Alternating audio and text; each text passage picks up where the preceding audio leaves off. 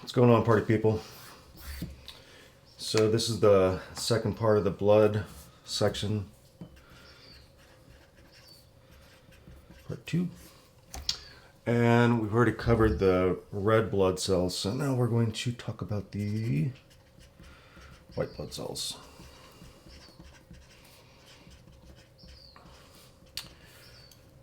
Technical term for these are leukocytes. And their primary job is to protect against disease.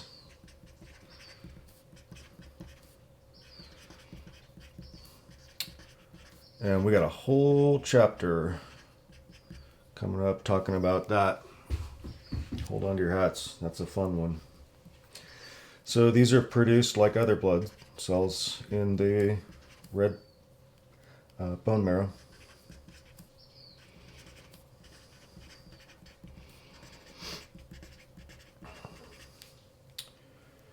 And they also come from hematopoietic stem cells.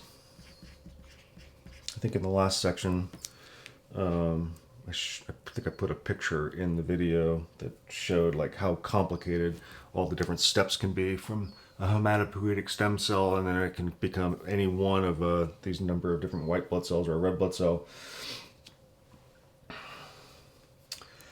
And the production is controlled through their hormone-like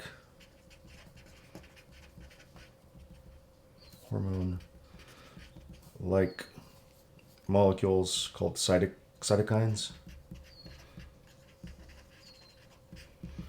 And there are two. One are called interleukins,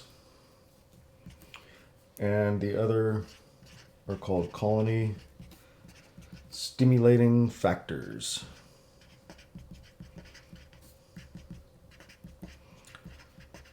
So if you remember, the hormone that controlled red blood cell formation was erythropoietin.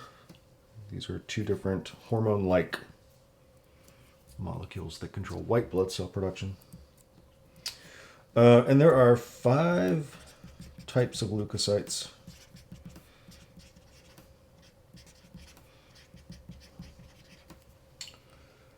And they're grouped by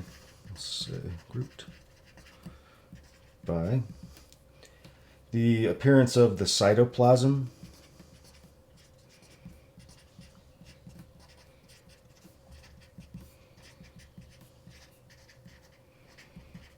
If it looks grainy or not. Also by their size and the shape of the nucleus. Size of the cell and shape of the nucleus. Well, also the size of the nucleus. Shape of the nucleus. And then also the staining characteristics. That's how you're able to distinguish them apart from one another. Luckily, in this class, you don't have to look under a microscope and tell them apart, because it's not terribly hard, but it's not super easy either. So really all I want you to know is that there are 5 leukocytes, and we're going to go into them. You have to know what they are and their relative numbers, or the relative amounts. So they're grouped into, first, by the appearance of the cytoplasm, whether it looks grainy or not. So they call them granular leukocytes or granulocytes.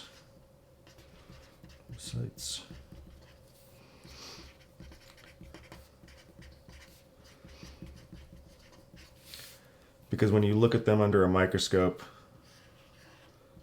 the cytoplasm appears kind of grainy, just the way it stands. The other ones don't look grainy like this. Okay. And there are 3 types. The size of these are typically about twice the size of a red blood cell. And they live about 12 hours.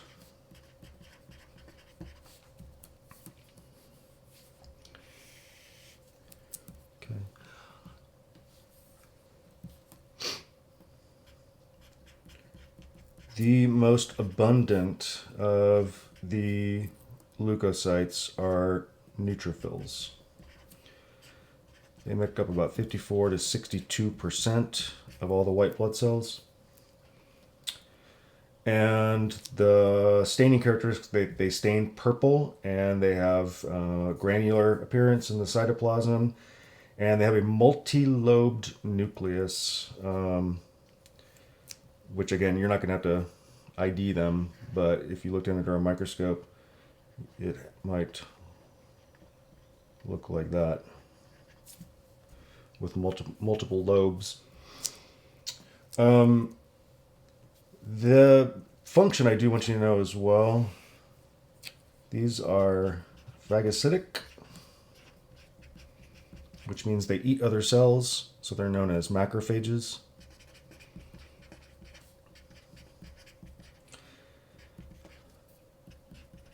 So they roam around the body looking for stuff that shouldn't be there, like bacteria and dead blood cell or dead cells.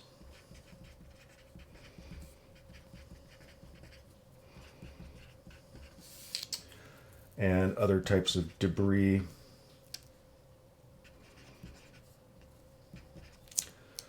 In fact, they're so good at eating stuff that sometimes they'll eat themselves so much that they'll kill themselves. They'll eat themselves to death.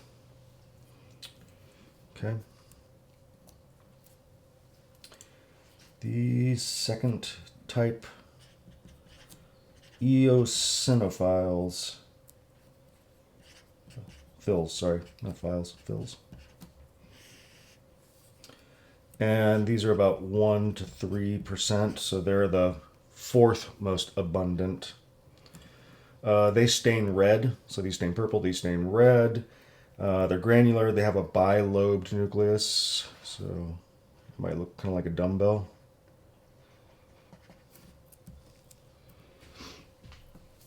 They eat some parasites, but their primary job is to moderate inflammation and allergic reactions.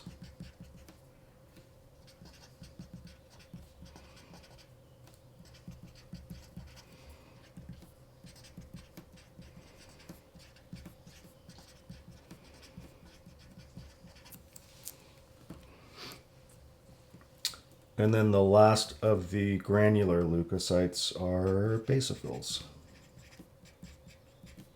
which are the least abundant.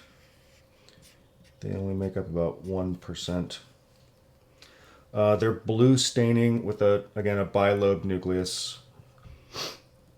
And their function is they release histamine.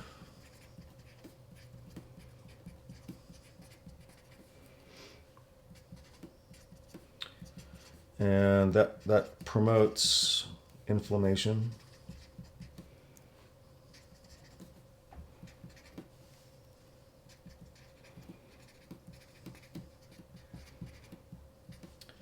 And they also release a compound called heparin, which inhibits blood clotting.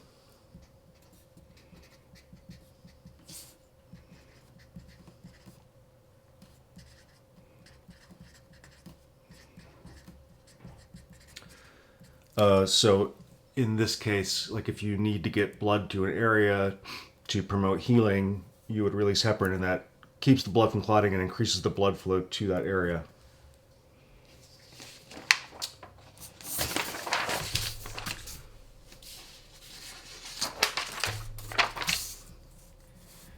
The agranular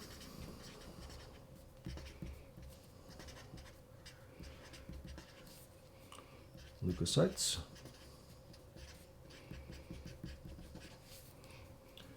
also known as agranulocytes. Agranulocytes. There are only two types. These include monocytes. And these are the third most abundant. They're about 3 to 9% of the white blood cells. These are the largest. of all the blood cells. They are like 4 times bigger than a red blood cell. They're ginormous for a cell. And they have a variably shaped nucleus. So I'm going to draw. So that would be the nucleus of potential of a monocyte. And so just to compare, that's the size of a red blood cell. These can live for several weeks to months.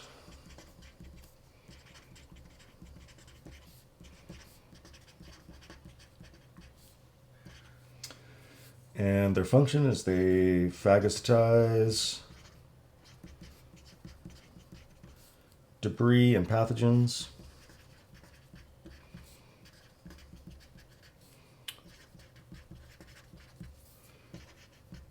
Old red blood cells. And they have the ability to actually like squeeze through the blood vessels so they can leave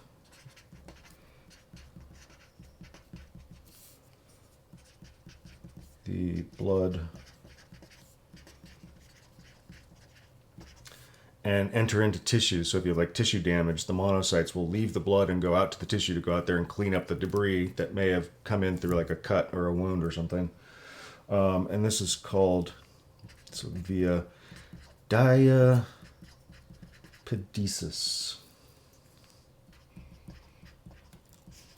And I think that's one of the vocabulary words on your study guide. They're not the only one that can do this, but they're kind of known for it. They also have the ability to, I always call it like ringing the dinner bell. They release chemicals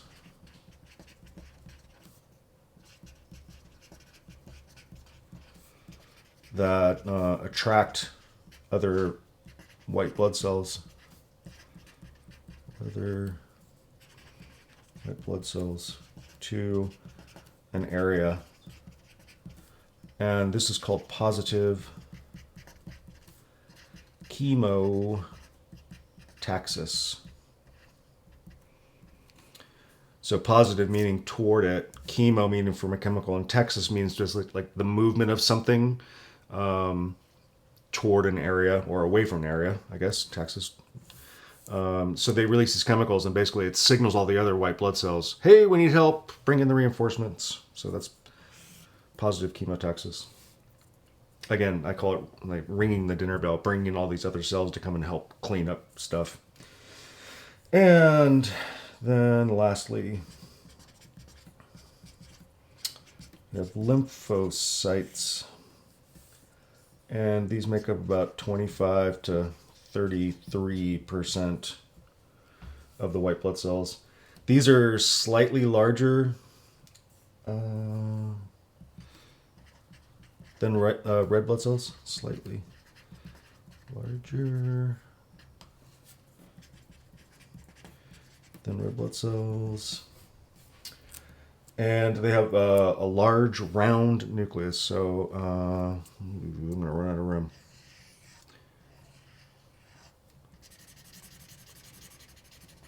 Okay, so that's how you would ID those. And they live for years.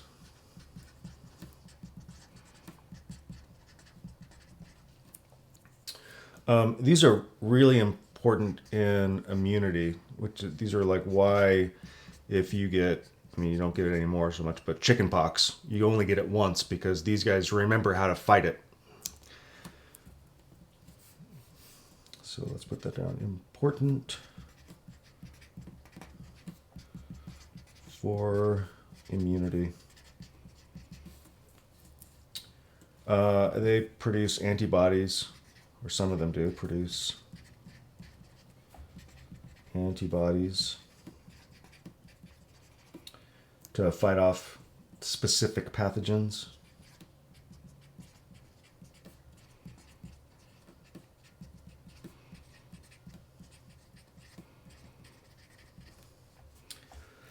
And then there are 3 groups, or 3 kind of types. You have the B lymphocytes, that release antibodies, T lymphocytes,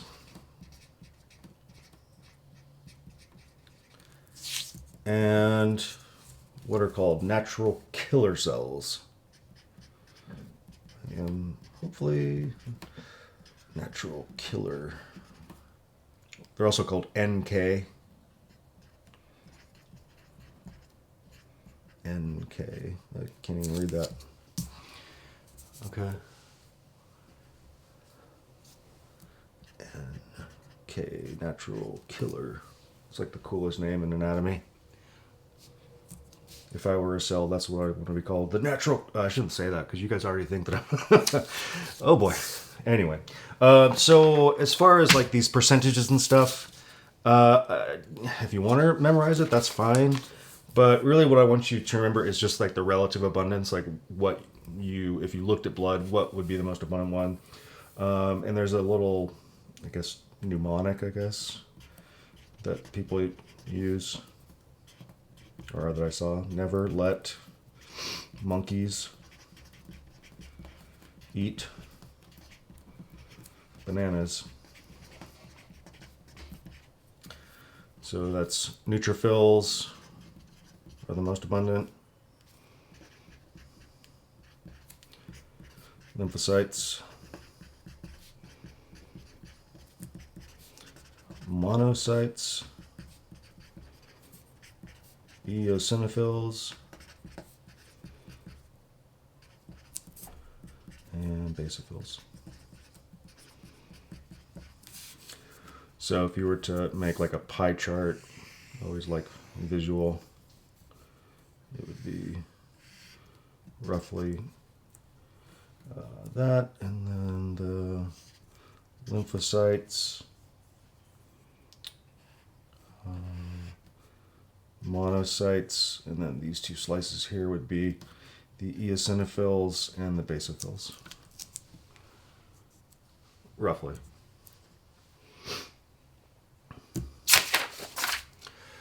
If you look back in your notes, one of the ways that I talked about you can analyze blood is by doing a red blood cell count. Well, you can also do a white blood cell count.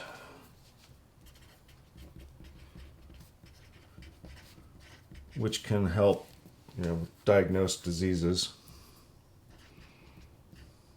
White blood cell count. And I'm sure there are fancier ways now, but the way I learned to do it is like you literally take, like I said before, you take a microscope slide, you put a drop of blood on it, and then you look at it under a microscope, and you've got that grid that I showed you in the last lecture, and you go through and you count how many white blood cells, or which types of white blood cells, are found in that sample. So normal is anywhere between 3,500 to 10,500 white blood cells per microliter.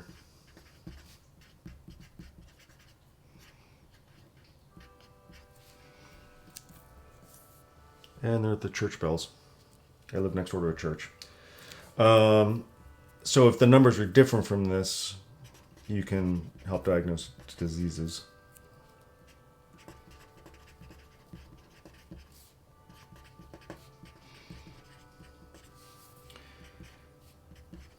Disease diagnosis. So there's some names for some of these. You can have leukocytosis,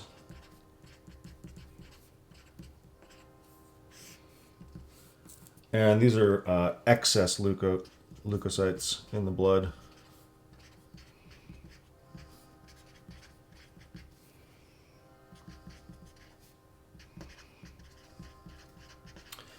And this can indicate an acute infection.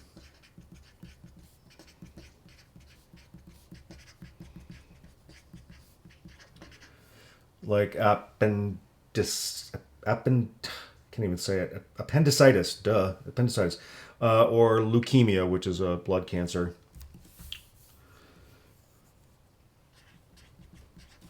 Leukopenia is kind of the opposite. Well, not kind of the opposite. It is the opposite. Deficient leukocytes. And this can be so a variety of conditions.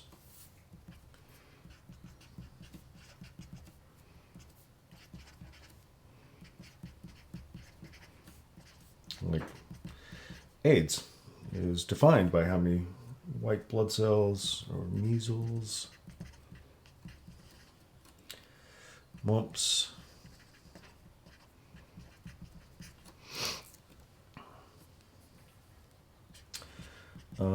Mentioned leukemia up here. So leukemia. It's a cancer, type of blood cancer that produces excess cancer that produces excessive white blood cells that don't work.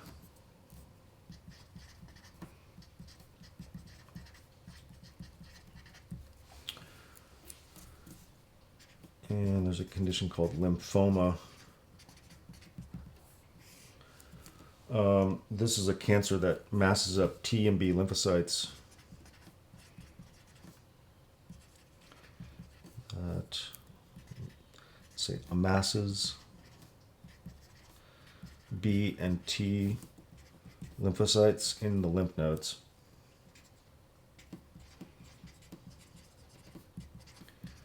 In the lymph nodes.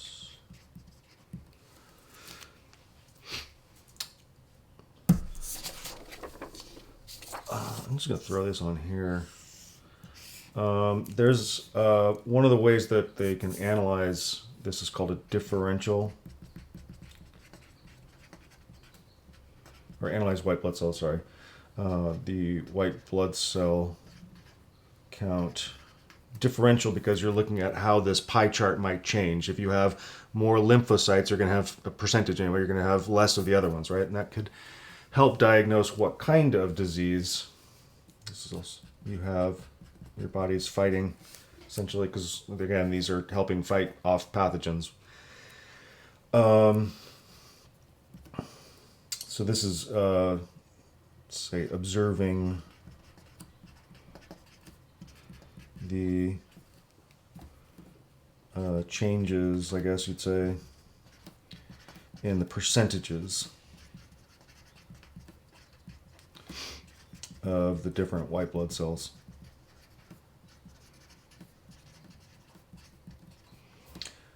And it can help diagnose if you've got a virus or a bacteria that's causing a disease.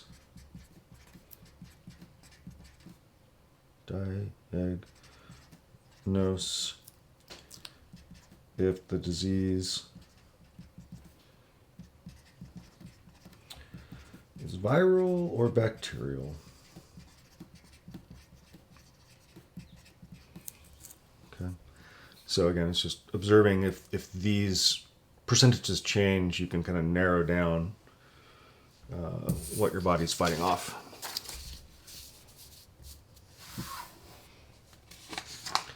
Okay, so we've talked about the two of the three formed elements. So one is the red blood cells, two are the white blood cells, and then the third formed element in your blood are platelets.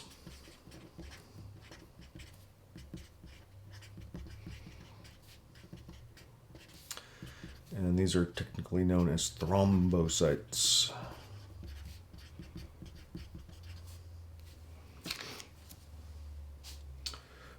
These are also formed in the red bone marrow.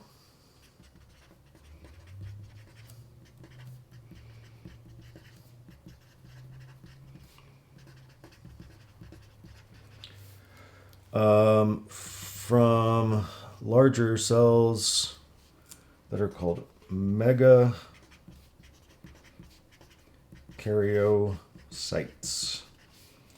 And basically what these do, they fragment and form the platelets.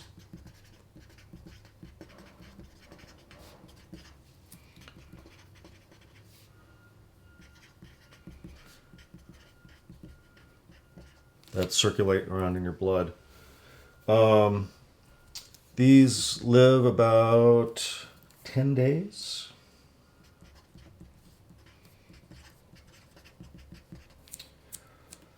And their function is to help with blood loss, or preventing blood loss.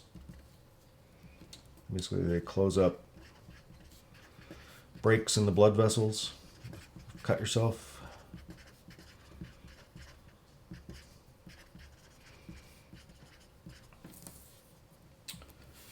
And the normal count of platelets in the blood is anywhere between 150 to 300,000 per microliter. And of course, their production is controlled by a hormone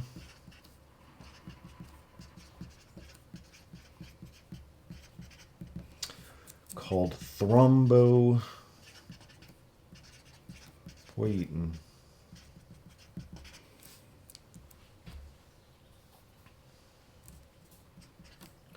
And basically what it does is when your body produces this hormone, this is a hormone,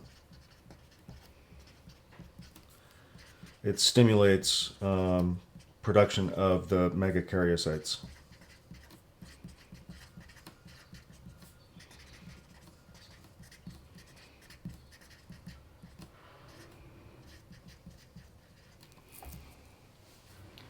Right? So those are all the formed elements. Red blood cells, white blood cells, and blood platelets, erythrocytes, leukocytes, and thrombocytes.